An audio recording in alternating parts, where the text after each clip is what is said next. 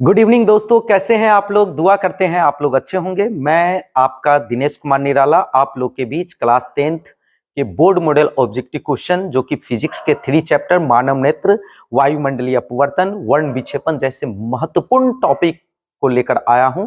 और आज के क्लास में आपको काफी इंटरेस्ट मिलेगी। ये इससे क्वेश्चन भी आपके बोर्ड के एग्जाम में बहुत ही ज्यादा पूछे जाते हैं। तो चलिए जुड़ते हैं, आज के क्लास का लाभ उठाते हैं। क्वेश्चन है कि किसी वस्तु का प्रतिबिंब आंख के किस भाग पर बनता है। तो प्रतिबिंब आंख के किस भाग पर प्राप्त होता है ना। तो रेटिना पर। दोस्तों इसके लिए मैं आपको एक शॉर्ट नोट भी देने जा रहा हूं, ध्यान देंगे आप लोग। आंख की बात हो रही है तो जरा आंख की तरफ हम एक बार आप लोग को आकृष्ट करते हैं, है ना। मैं मानव नेत्र का एक छोटा सा डायग्राम आप लोग के बीच दे रहा हूं, जरा ध्यान देंगे। देखिए ये मानव नेत्र का नेत्र गोलक है, जिसमें आप देखेंगे क्या कि यहाँ जो लेंस लगे होते हैं, ये लेंस उत्तल लेंस के रूप में लगा रहता है, जिसको सिलियरी मांसपेशियां या पछमा भी जकड़े रहती है और इसकी फोकस दूरी को बदलने में मदद करती है। साथ ही बीच में जो पुतली होती है, पुतली को जकड़े रहती है कौन। कमेंट बॉक्स में जवाब देंगे, पुतली को कौन जकड़े रहती है।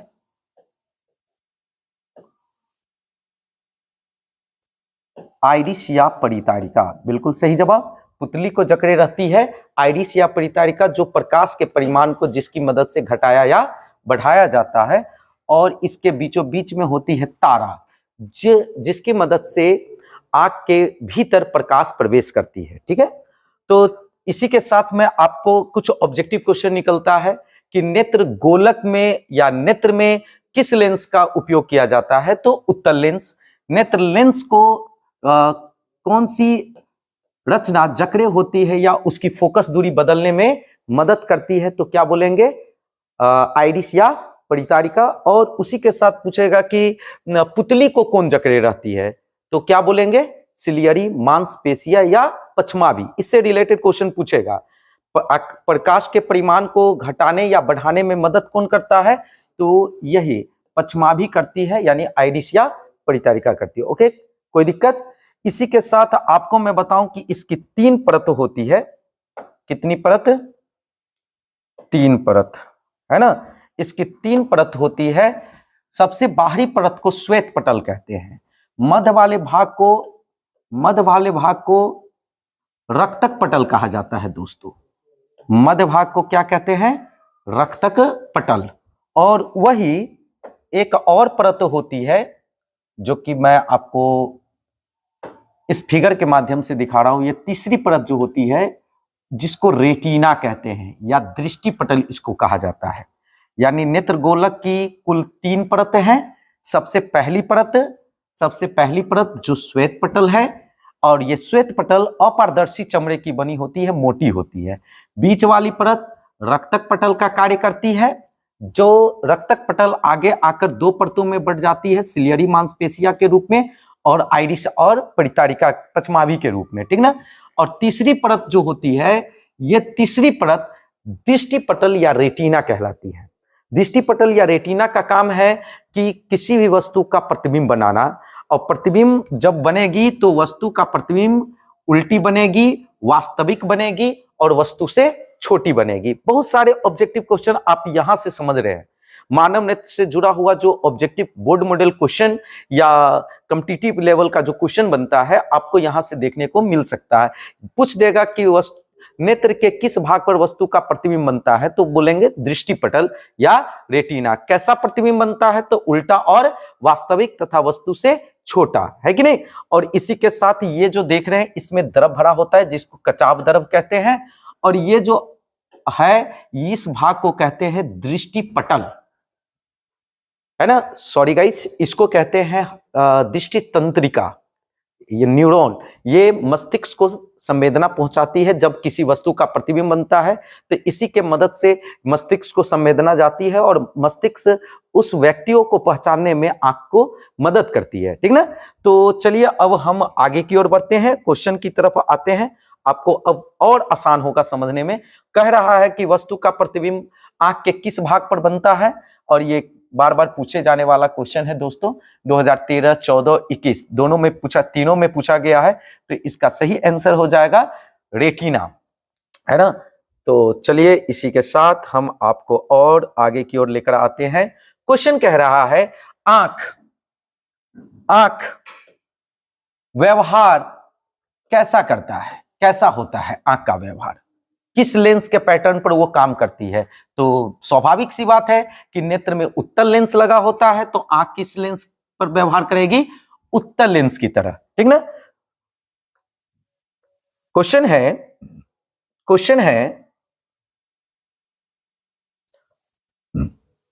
है मानव नेत्र में किस प्रकार का लेंस पाया जाता है। देखिए ये आपको जो है कि फिर से मिल गया। नेत्र लेंस में कौन सा लेंस लगे होते हैं, उत्तल लेंस, ठीक है।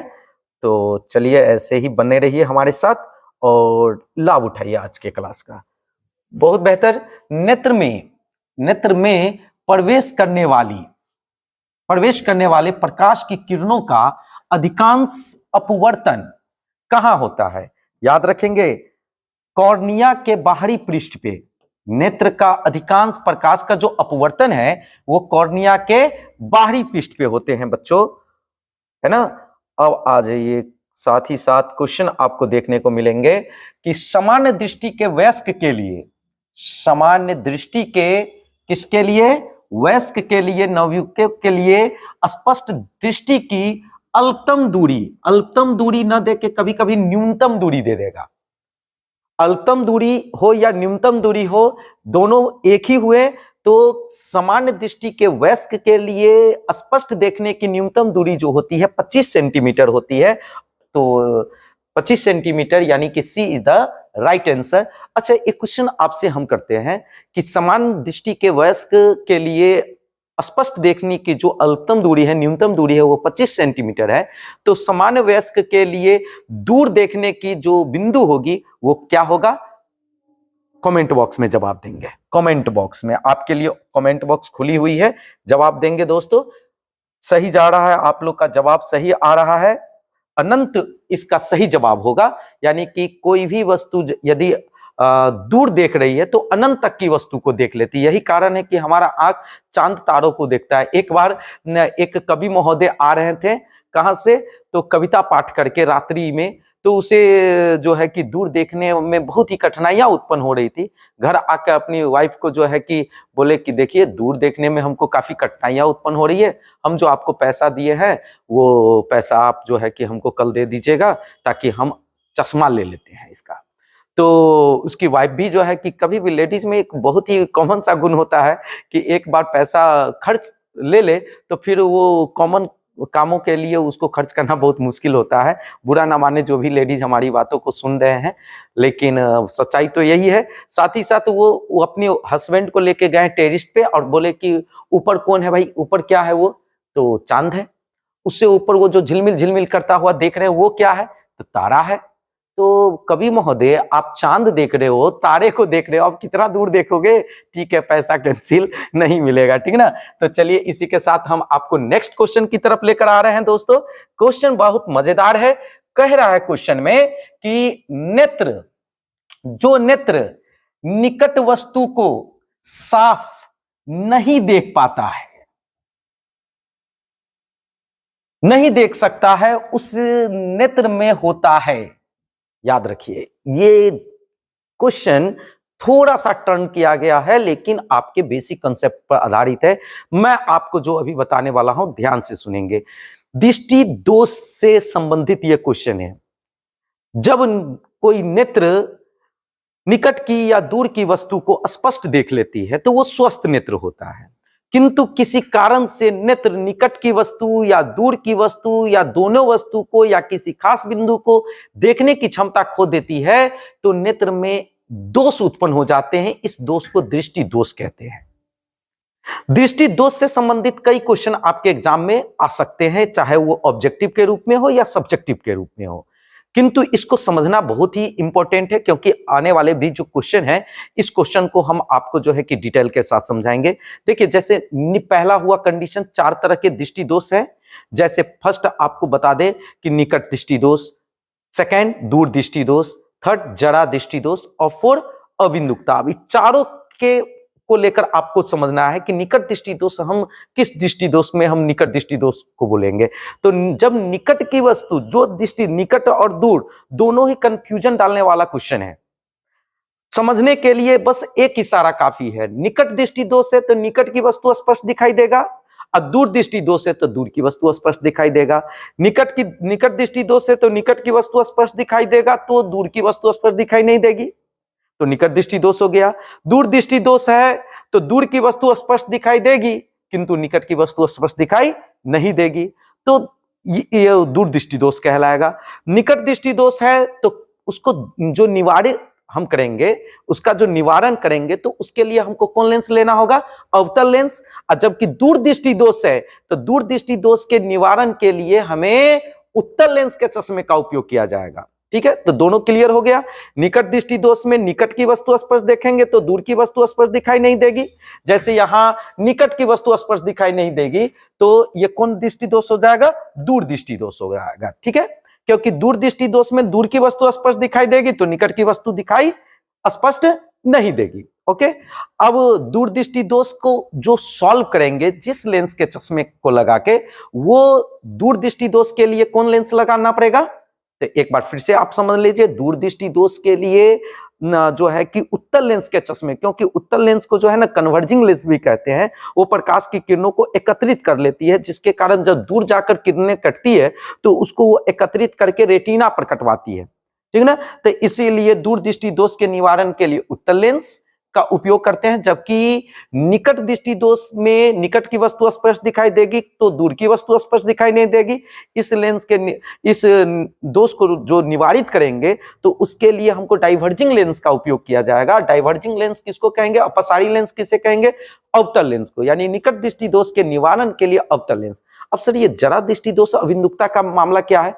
तो जरा दृष्टि दोष में निकट की वस्तु और दूर की वस्तु दोनों ही वस्तु को नेत्र देखने की क्षमता खो देती है। यानी ये वृद्ध अवस्था का में ज्यादातर ये लक्षण आते हैं, दोनों ही वस्तु को देखने की क्षमता खो देती है। और इस कंडीशन में क्या होता है बच्चों कि हमें दोनों लेंस, उत्तल लेंस और अवतल लेंस, दोनों लेंस से बने लेंस का उपयोग किया जाता है, जिसको द्विफोक्सी लेंस कहते हैं, जिसको बाइफोकल लेंस कहा जाता है।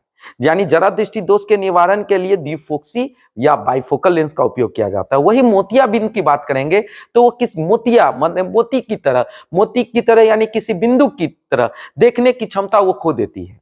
जब किसी बिंदु को देखने की क्षमता खो देगी तो उसे मोतियाबिंद हो जाएगा। मोतियाबिंद हो जाएगा यानी अबिंदुकता हो जाएगा। इस दोष के निवारण के लिए बेलनाकार यानी सिलेंड्रिकल लेंस का उपयोग किया जाता है। तो चलिए दोस्तों, मैंने चारों दृष्टि दोष को लेकर आपको जो है कि उसके डिफिनीशन के साथ उसका जो है कि हम उपचार भी आपको बता दिए हैं। इससे संबंधित बहुत सारे क्वेश्चन आपके बीच देखने को मिल सकते हैं।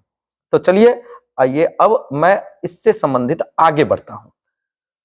क्वेश्चन है कि किस दृष्टि दोष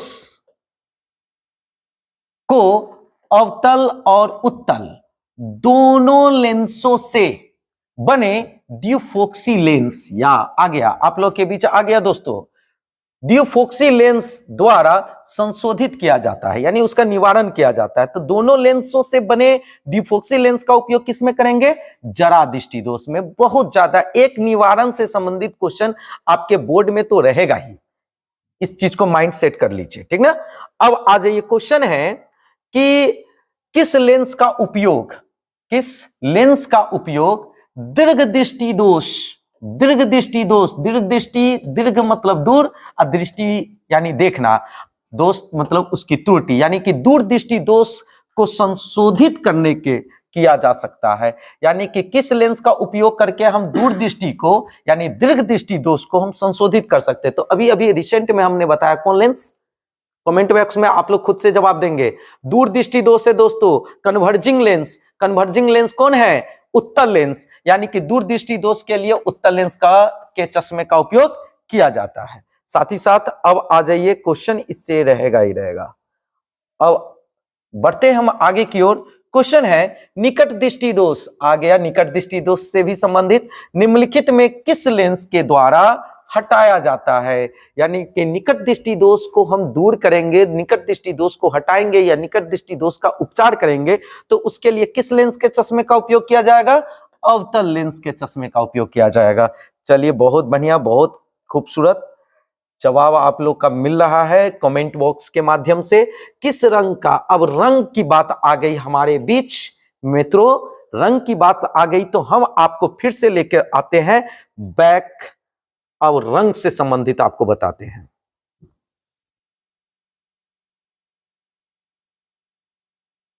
इस पेन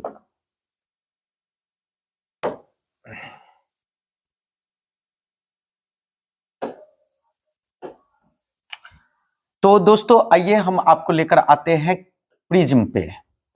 प्रिज्म क्या करती है कि प्रकाश, श्वेत प्रकाश की किरणों को ये अपवर्तित करने में मदद करती है। प्रिज्म, प्रिज्म प्रकाश, जैसे हम किसी श्वेत प्रकाश को किसी प्रिज्म से होकर हम जब गुजारते हैं, श्वेत प्रकाश को किसी प्रिज्म से होकर जब हम ये गुजारेंगे तो प्रिज्म क्या करेगी, तो वे प्रकाश की किरणों को आधार की ओर मोड़ते हुए इसे 7 अवयवी रंगों में विभक्त कर देगी। कितने अवयवी रंगों में? 7 अवयवी रंगों में, 7 अवयवी रंगों में विभक्त कर देगी। यदि हम यहाँ कोई पर्दा लगा देते हैं, ये सपोज मान लिया जाए कि हम पर्दा का उपयोग यहाँ अगर हम कर देते हैं तो ये सातों के सातों किरण आकर इस पर्दे पर आकर 7 रंगों की रंगीन चौड़ी पट्टी के रूप में प्राप्त होगा। ध्यान देंगे, ये काफी इंटरेस्टेड है, काफी आपको समझने से संबंधित टॉपिक है, इससे भी क्वेश्चन निश्चित रूप से रहेंगे।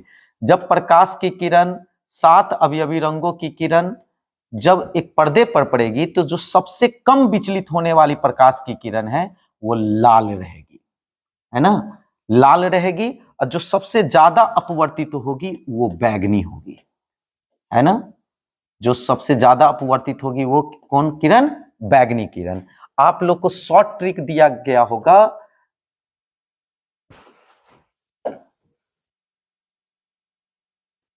बैजानी,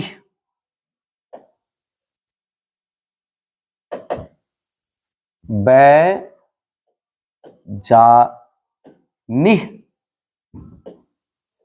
फिनाला। श्वेत प्रकाश में कुल 7 किरण होते हैं जिसे हम आप लोग के सामने बैजानी फिनाला के रूप में ले लिए। अब आ जाइए जिसमें बै यानी कि बैगनी, जा जामुनी, नी नीला, ह हरा, पी पीला, ना नारंगी और ला लाल। जिसमें जो सबसे कम तरंग दैर्ध्य होगा वो बैगनी का, बैगनी से ज्यादा जामुनी, जामुनी से ज्यादा नीला, नीला से भी ज्यादा हरा, हरा से ज्यादा तरंग दैर्ध्य पीला का, पीला से ज्यादा नारंगी और सबसे ज्यादा लाल। तो प्रकाश की क्वेश्चन पूछेगा कि किस किरण का तरंग दैर्ध्य सबसे अधिक होता है, तो लाल किरण का तरंग दैर्ध्य सबसे अधिक होता है। वह कौन सी किरण है जो सबसे कम विचलित होती है, तो जिसका तरंग दैर्ध्य सबसे अधिक होगा उसका वेग भी सबसे अधिक होगा, और जिसका वेग सबसे अधिक होगा वो सबसे कम विचलित होंगे। आप देख सकते हैं सबसे कम विचलित होंगे। और वही अगर बात करें कि वह कौन सी किरण है, श्वेत प्रकाश की वह कौन सी किरण है जिसका तरंग दैर्ध्य सबसे कम होता है, सबसे निम्न होता है, तो वो है बैगनी। वह कौन सी किरण है जिसका तरंग दैर्ध्य सबसे कम है, तो बैगनी। तो वेग भी सबसे कम होगा, और जब वेग सबसे कम होगा तो वो सबसे अधिक क्या होगी? विचलित होगी मित्रों, है ना। तो इससे संबंधित क्वेश्चन आपको जो है कि देखने को मिलेगा। ये प्रिज्म हो गया जो प्रकाश की किरणों का वर्ण विक्षेपण बनाने में मदद करती है ना, जिसके 5 सतह होते हैं। कुल कितने सतह होते हैं? 5 सतह होते हैं, जिसमें 3 सतह उसके जो होते हैं वो किसकी तरह काम करता है, तो आयताकार की तरह कार्य करता है, और 2 त्रिभुजाकार सतह की तरह कार्य करता है, ठीक ना। तो आपको मैं बता दूं, ये क्वेश्चन भी पूछे जाते हैं कि प्रिज्म में प्रकाश का क्या होता है, तो वर्ण विक्षेपण। प्रिज्म प्रकाश का क्या करता है, तो वर्ण विक्षेपण। प्रिज्म में कुल कितने सतह होते हैं, 5 सतह होते हैं। इस प्रिज्म कोण का मान कितना डिग्री होता है, 60 डिग्री होता है कि नहीं। तो इससे संबंधित भी आपके सारे क्वेश्चन क्लियर हो जाएंगे। तो चलिए मित्रों, अब आइए टॉपिक पे, क्वेश्चन को लेकर आते हैं। इससे जुड़ा हुआ तमाम क्वेश्चन आपके सामने स्क्रीन पे है। चलिए समझते हैं, किस रंग का विचलन, किस रंग का विचलन न्यूनतम होता है, यानी सबसे कम होता है। किस रंग का विचलन न्यूनतम होता है, तो सबसे कम विचलित कौन होता है, लाल। सब क्यों भाई, क्योंकि इसका तरंग दैर्ध्य सबसे अधिक होता है, ये सबसे अधिक वेग से गमन करता है, इसलिए सबसे कम मुड़ता है, विचलित होता है। न्यूनतम विचलन लाल का। सबसे अधिक विचलन किसका होगा दोस्तों, आप कमेंट बॉक्स में इसका जवाब देंगे कि वह श्वेत प्रकाश के किस किरण का विचलन सबसे अधिक होगा। सही जा रहे हैं आप लोग, सबसे अधिक विचलन वैगनी का होगा। ठीक है, चलिए तो इसी के साथ और आगे की ओर बढ़ते हैं और क्लास का फायदा उठाइए, ऐसे ही हमसे जुड़े रहिए। स्पेक्ट्रम, श्वेत प्रकाश में वह 7 रंगों में विभक्त होने की घटना वर्णपट या स्पेक्ट्रम कहलाती है। जब श्वेत प्रकाश को प्रिज्म से होकर गुजारा जाता है, जो कि हम आपको दिखाए हैं, जब श्वेत प्रकाश को किसी प्रिज्म से होकर गुजारा जाता है तो वे 7 अवयवी रंगों में विभक्त हो जाते हैं, जिससे 7 रंगों की रंगीन चौड़ी पट्टी प्राप्त होती है। इसे क्या कहते हैं, स्पेक्ट्रम। क्या कहते हैं मित्रों, स्पेक्ट्रम कहते हैं, ठीक ना। या इसी को कहा जाता है वर्णपट, इसी को क्या कहते हैं, वर्णपट कहा जाता है दोस्तों, इसी को कहते हैं वर्णपट या स्पेक्ट्रम। तो क्वेश्चन है कि स्पेक्ट्रम प्राप्त करने के लिए किसका उपयोग होता है, स्पेक्ट्रम प्राप्त करने के लिए किसका उपयोग होता है। तो अभी अभी हमने किसका उपयोग करके स्पेक्ट्रम प्राप्त किया था, कांच का नहीं भाई, अवतल दर्पण का नहीं, उत्तल लेंस का नहीं भाई, किसका उपयोग किए थे, प्रिज्म का। किसका दोस्तों, प्रिज्म का। तो इस चीज को कंसीडर कर लीजिएगा आप लोग। और आगे की ओर लेकर आ रहे हैं काफी जबरदस्त क्वेश्चन के साथ। प्रकाश की किस घटना के कारण, प्रकाश की किस घटना के कारण सूर्य हमें वास्तविक सूर्योदय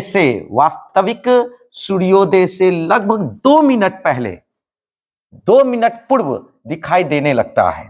किसके कारण, तो वायुमंडलीय अपवर्तन के कारण।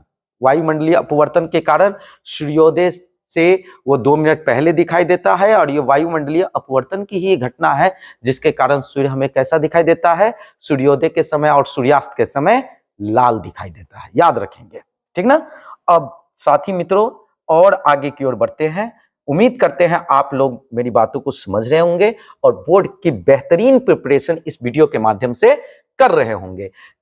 किस वर्ण का, वर्ण यानी रंग का तरंग दैर्ध्य सबसे बड़ा यानी सबसे अधिक होता है, किसका, तो मैंने क्लियर बता दिया है, लाल का सबसे अधिक होता है, सबसे बड़ा होता है। और सबसे कम किसका हो जाएगा, कमेंट बॉक्स में जवाब दीजिए। सही जा रहे हैं दोस्तों, बैगनी का। बहुत ही अच्छा, बहुत बेहतर, है ना। अब आइए, क्वेश्चन है टिंडल प्रभाव। टिंडल प्रभाव जो प्रकाश के को प्रकीर्णित कर देती है, यानी कि ऐसा विलयन जो गाढ़ा विलयन है, जब गाढ़े विलयन से होकर प्रकाश की किरणों को हम गुजारते हैं तो वे प्रकाश ये टिंडल के कणों से, यानी कि कोलाइडी विलयन के कणों से टकराकर चारों तरफ फैल जाती है, जिसके कारण जिस घटना को टिंडल प्रभाव कहते हैं। और टिंडल प्रभाव में क्या होता है कि प्रकाश चारों तरफ फैल जाती है, छितरा जाती है, विक्षेपित हो जाती, प्रकीर्णित हो जाती है। यानी कि टिंडल प्रभाव प्रकाश की कौन सी परिघटना को प्रदर्शित करता है, यानी दिखाता है। तो किसको दिखाएगा भाई, प्रकाश का प्रकीर्णन, यानी कि किसी कोलाइडी विलयन से प्रकाश के कणों का टकराना, कोलाइडी विलयन से प्रकाश के कणों को टकरा के उसके चारों तरफ फैलने की घटना टिंडल प्रभाव कहलाती है। घटना टिंडल प्रभाव कहलाती है। ये जो प्रकाश की किरणें चारों तरफ फैल गई, ये फैलने की प्रक्रिया क्या कहलाती है, प्रकीर्णन, प्रकाश का प्रकीर्णन। ठीक है, तो चलिए जुड़ते हैं। इसी के साथ क्वेश्चन है आपका,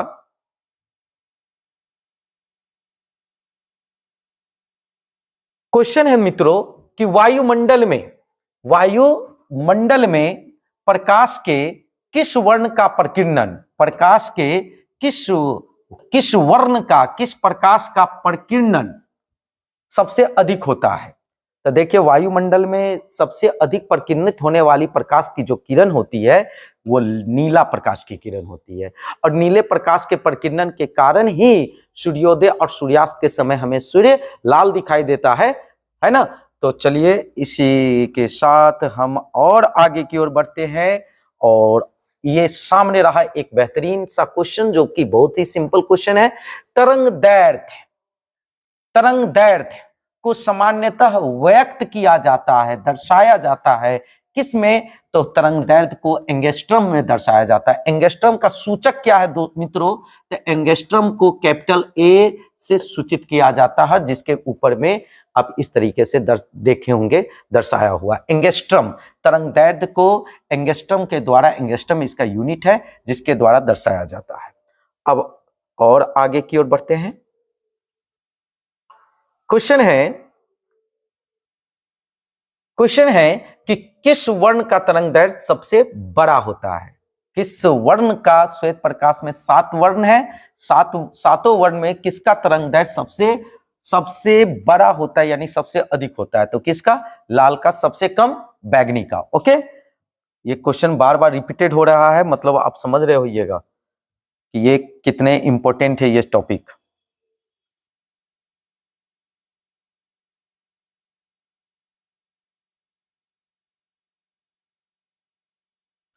श्वेत प्रकाश में, क्वेश्चन है, श्वेत प्रकाश में किस वर्ण का तरंग दैर्ध्य अधिकतम होता है? श्वेत प्रकाश में किस वर्ण का तरंग दैर्ध्य अधिकतम होगा? तो तरंग दैर्ध्य अधिकतम किसका होगा? लाल का। रिपीटेड क्वेश्चन, ठीक है ना, एक ही क्वेश्चन को रिपीट बार बार किया गया है, जो कि काफी इंपॉर्टेंट है, बार बार पूछे भी जाते हैं। पुतली के साइज को कौन नियंत्रित करता है? मैंने आपको बताया था पुतली के साइज को दोस्तों, मैंने आपको बताया था कि कौन नियंत्रित करता है? तो आइरिस या परितारिका। तो क्वेश्चन कमेंट बॉक्स में आप ये देंगे कि नेत्र लेंस की फोकस दूरी किसके कारण बदलती रहती है? नेत्र लेंस की फोकस दूरी किसके कारण बदलती रहती है? तो आइरिस किसके कारण? पश्चमाभि के कारण। नेत्र लेंस की फोकस दूरी यानी नेत्र लेंस को जो जकड़े रहती है वो कौन जकड़े रहती है? पश्चमाभि, है ना, सिलियरी मांसपेशियां या पश्चमाभि, ठीक ना। तो चलिए इसी के साथ मैं और आगे बढ़ता हूं। ये सारे बोर्ड मॉडल ऑब्जेक्टिव क्वेश्चन है जो आपके कुछ एग्जाम में देखने को मिलेंगे, बार बार देखने को मिलेंगे। क्वेश्चन है कि कौन सा लेंस अपसारी लेंस, कौन सा लेंस अपसारी लेंस भी कहलाता है? अभिसारी लेंस को उत्तल लेंस कहते हैं, और अपसारी लेंस किसको कह देंगे? अवतल लेंस को। दोस्तों बहुत ही बेहतरीन, शानदार सा इजी क्वेश्चन आपके सामने आ रहा होगा। ऐसा लग रहा होगा कि इस सब का आंसर तो हम लोग जान रहे हैं। क्या सच में ऐसा ही क्वेश्चन पूछा जाता है? तो रियल यही है कि क्वेश्चन आपके बोर्ड के एग्जाम में इसी पैटर्न का क्वेश्चन, ऐसे ही इजी मॉडरेट क्वेश्चन आपके एग्जाम में पूछे जाते हैं। कोई हाई लेवल का क्वेश्चन आपके बोर्ड में देखने को मिलता नहीं है। तो जो आप समझ रहे हैं, यदि इस सब टॉपिक को आप समझ रहे हैं, यानी कि बोर्ड की अच्छी प्रिपरेशन चल रही है, आपकी बेहतरीन प्रिपरेशन चल रही है, इसको कंटिन्यू रखिए और बेहतरीन मार्क्स लाने का संकल्प लीजिए। उम्मीद क्या, पूरा भरोसा है कि केवल वीडियो के माध्यम से आप 80 नंबर का आपका एग्जाम है, 40 नंबर ऑब्जेक्टिव और 40 नंबर सब्जेक्टिव, 80 में 80 ले आएंगे। प्रैक्टिकल का सब्जेक्ट आपको जैसा भी मिला हो उसके अकॉर्डिंग आपका 90 प्लस ही जो है कि आ सकता है। तो चलिए आगे बढ़ते हैं। क्वेश्चन है कि कौन सा लेंस अपसारी लेंस है? तो ये तो हो गया अवतल लेंस, ठीक है। अब आइए क्वेश्चन है आगे कि नेत्र द्वारा किसी वस्तु का कैसा प्रतिबिंब बनता है? तो नेत्र द्वारा हमने आपको पीछे जो डायग्राम बनाकर समझाया था, मैंने बोला था कि नेत्र जो है रेटिना पर वस्तु का प्रतिबिंब बनाती है, यानी दृष्टि पटल पर वस्तु का प्रतिबिंब बनाती है। उल्टा प्रतिबिंब बनता है, वास्तविक प्रतिबिंब बनता है, और वस्तु से छोटा प्रतिबिंब बनता है। तो वास्तविक पहला, तो काल्पनिक वाला जो भी टॉपिक है उसको पहले कट कर दीजिए, काल्पनिक तो बनता नहीं है, बनता है वास्तविक। टॉपिक है वास्तविक, उल्टा और बड़ा। भाई वास्तविक उल्टा तो ठीक है, बड़ा नहीं होगा। चलिए कट। तो लास्ट क्या ऑप्शन है, वास्तविक उल्टा और वस्तु से छोटा, यानी कि D is the right answer. Question एकदम क्लियर जा रहा है आप लोग का। आगे बढ़ते हैं। क्वेश्चन है आपके बीच कि निम्नलिखित में कौन से नेत्र का रंगीन भाग होता है? नेत्र का रंगीन भाग कौन सा है दोस्तों? हमने आपको बताया था नीला कलर का पाया जाता है, कौन? कॉर्निया, है ना। नीला कलर का कौन सा है? कॉर्निया है मित्रों। तो इसी के साथ हम आगे बढ़ते हैं। क्वेश्चन है आपका क्या भाई, तो किस लेंस का उपयोग कर दीर्घ दृष्टि एक बार फिर से रिपीट किया गया है, संशोधित किया जा सकता है। यानी कि दूर दृष्टि दोष को, दीर्घ दृष्टि दोष को हम किसके द्वारा संशोधित कर सकते हैं? तो एक बार आप ही लोग बोल दीजिए, किसके द्वारा संशोधित करेंगे? सही बोल रहे हैं आप लोग, उत्तल लेंस के द्वारा। किसके द्वारा? उत्तल लेंस के द्वारा। और निकट दृष्टि दोष को संशोधित किसके द्वारा करेंगे? अवतल लेंस के द्वारा। जरा दृष्टि दोष को संशोधित किसके द्वारा करेंगे? बाइफोकल लेंस या डिफोक्सी लेंस के द्वारा। अबिंदुकता को हम किसके द्वारा संशोधित करेंगे? बेलनाकार लेंस या सिलेंड्रिकल लेंस के द्वारा, है कि नहीं?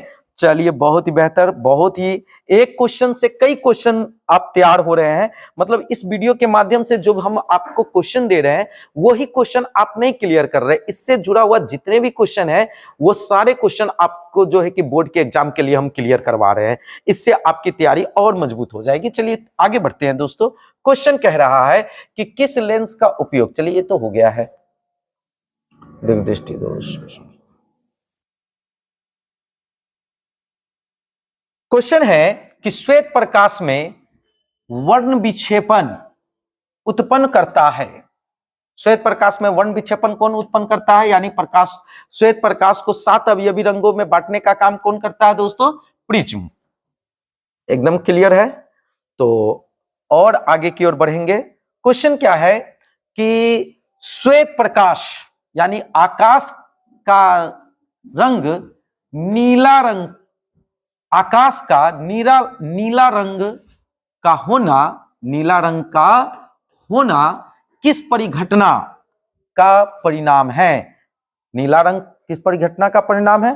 तो दोस्तों प्रकाश की किरणें जो परिकिरणित हो जाएगी, अब बाकी के श्वेत प्रकाश में 7 किरणें होती है, जिसमें केवल नीला प्रकाश की किरणें टकराकर जब हमारे आंखों में आती है तो हम आकाश को देखते हैं जब नीला दिखाई देता है। यानी कि प्रकिरणन के कारण हमें आकाश नीला दिखाई देता है। प्रकाश के प्रकिरणन के कारण हम आकाश को कैसा दिखाई देता है? नीला। तो क्वेश्चन ये भी पूछ देता है कि अंतरिक्ष यात्रियों को आकाश कैसा दिखाई देता है? तो देखिए, अंतरिक्ष यात्री यानी चंद्रमा पर गए यात्री को अंतरिक्ष यात्री कहते हैं, और चंद्रमा पर वायुमंडल न होने के कारण प्रकाश का प्रकीर्णन नहीं होता है, जिसके कारण आकाश चंद्रमा पर से काला दिखाई देता है।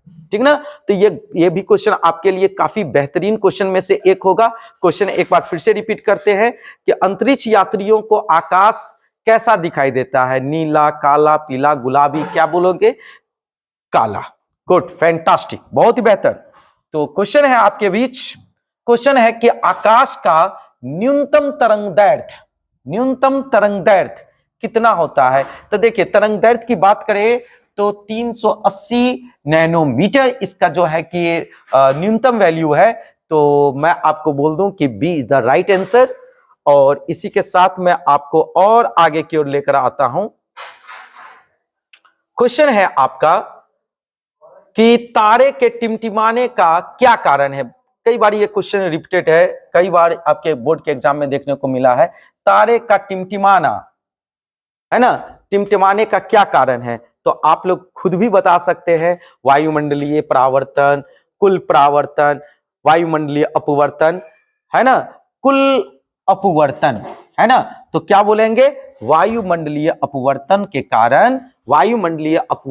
कारण आकाश में तारे मेरे प्यारे टिमटिमाते नजर आते हैं। ये क्वेश्चन आपके सब्जेक्टिव के रूप में भी सॉल्व किया गया है, और वो भी बोर्ड मॉडल क्वेश्चन के रूप में है कि आकाश में तारे टिमटिमाते नजर आते हैं, क्यों? तो इसी के साथ मैं आपको बता दूं दोस्तों कि आप अगर मेरी वीडियो को देख रहे हैं और आप इस वीडियो के माध्यम से अपनी बोर्ड की तैयारी कर रहे हैं और बोर्ड की तैयारी से आप संतुष्ट हो रहे हैं, वीडियो से ऐसा आपको अनुभव लग रहा है कि नहीं सारे क्वेश्चन एक साथ हमको बोर्ड मॉडल मिल रहे हैं, एक चैप्टर वाइज मिल रहे हैं, आगे चलकर इसका हम टोटल वीडियो भी एक साथ दे देंगे जिसके माध्यम से आप बोर्ड में घर बैठे बैठे बेहतरीन सा नंबर उठा सकते हैं।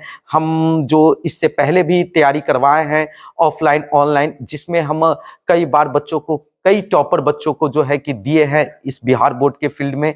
और साथ ही साथ मैं बताऊं कि साइंस में मैंने कई बार 100 में 100 दिया है, तो इस वीडियो के माध्यम से आप भी 100 में 100 उठा सकते हैं। आपको मैं एक और बात बताऊं कि यदि मेरी वीडियो आप लोग को पसंद आ रही है तो आप इसको लाइक कर दें, कमेंट कर दें, और साथ ही साथ मैं आपको बताऊं कि ये आपके फ्यूचर के लिए लग रहा है कि ये आपको लाभकारी है, आप लोग को लाभ पहुंचाएगा, तो इसको सब्सक्राइब भी कर ले। धन्यवाद, फिर मिलेंगे अगले वीडियो में। आज के लिए इतना ही। जय हिंद।